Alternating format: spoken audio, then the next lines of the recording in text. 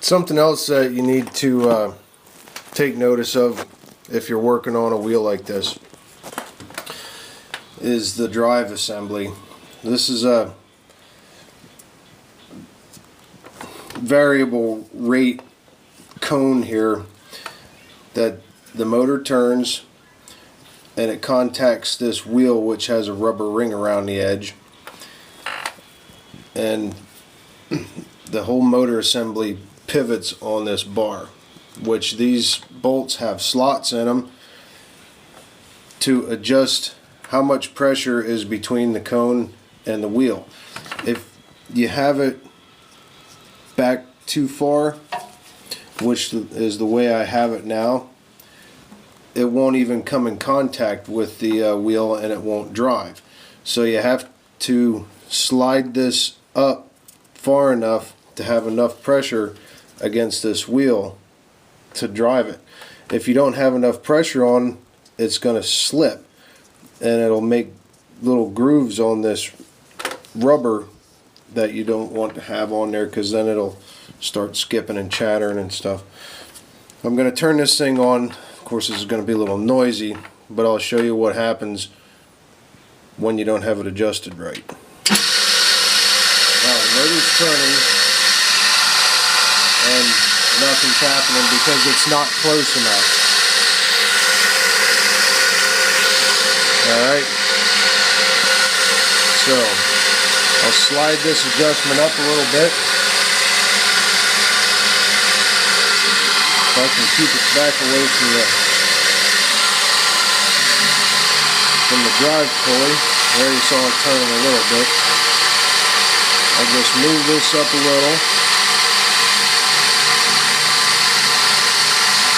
and then that'll give me enough to come in contact with the drive wheel.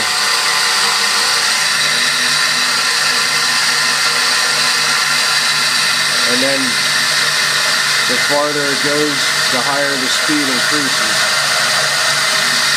Bring it back down. Now if you have it too close, it won't go up over the edge. So you want to have enough pressure on there so that when you're working with the wheel, it doesn't bring it to a stop. I can touch the edge of this here and try to stop it by hand, and it keeps turning, so there's enough pressure on there. So I'm going to go ahead and tighten these bolts down, and everything will be ready to go top side, and finish putting the pan and the wheel back on. Oh, also if you're in there checking, take notice to the condition of your belt here. If it looks like it's cracked or frayed or anything like that, you can just stick a screwdriver in there and start turning it, and you can walk that belt right off and shove the new one down in there, and that's pretty straightforward.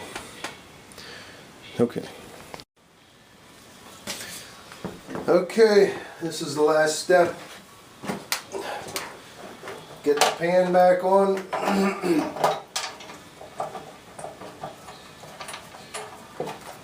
that lined up. Now I have another bolt here. Like I said, what originally started the destruction of the bearings in this unit was too much clay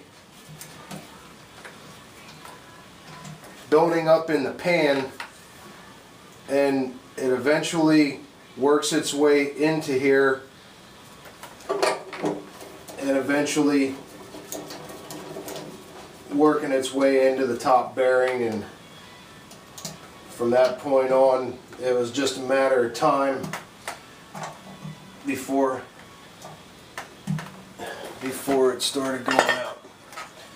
Now I have the flat part of my shaft facing the installation hole. I'm supposed to use a a long Allen key to get in there. I don't know if I'm going to be able to do that. I don't have any keys that are that long.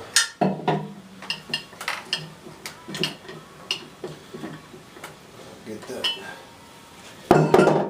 on there. No, the key was missing, so I just put a bolt in there that'll tighten down on the shaft and get it back together. I'll probably have to bump that around a little bit with a hammer to get it started.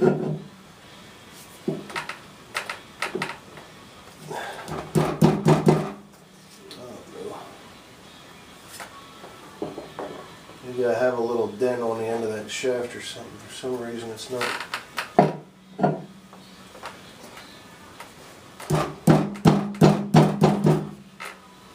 Huh. Well.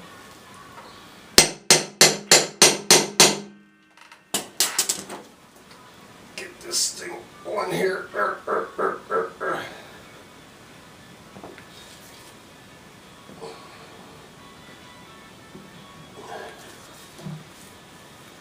Well, looks like I'm gonna have to get out the file, but you get the idea.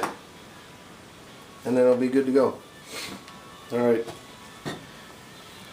Keep your things clean and have fun. Everything back together. Ready to go.